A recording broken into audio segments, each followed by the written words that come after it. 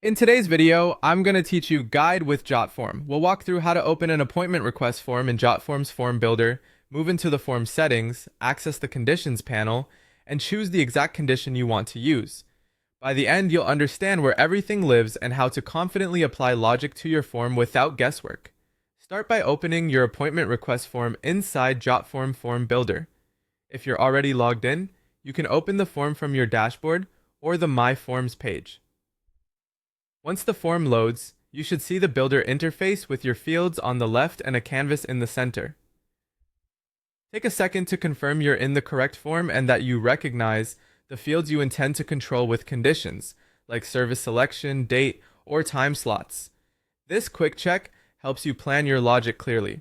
Next, move into the form settings. At the top of the builder, you'll see tabs such as Build Settings and Publish. Click Settings. This is the hub for overall form configuration, including email notifications, integrations, and the logic that makes your form dynamic.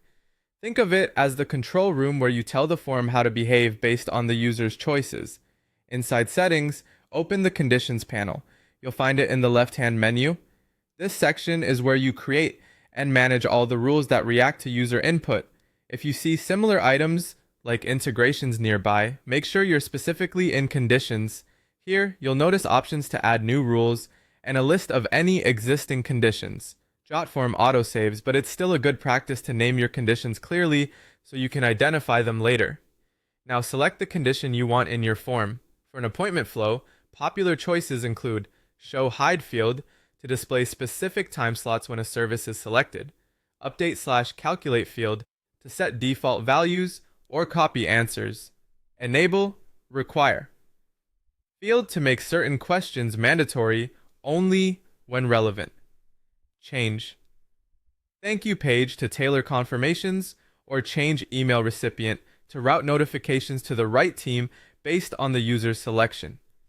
As you configure a condition, read the if-then logic from left to right and keep it simple. Avoid creating overlapping rules that contradict each other and use descriptive labels so future edits are straightforward. While building, you can quickly preview the form to see the logic in action and verify that the right fields appear at the right moment. That's it. By opening the form, going to Settings, entering Conditions, and choosing the right rule, you've set up smart, responsive behavior that keeps your appointment request form clear, fast, and user-friendly.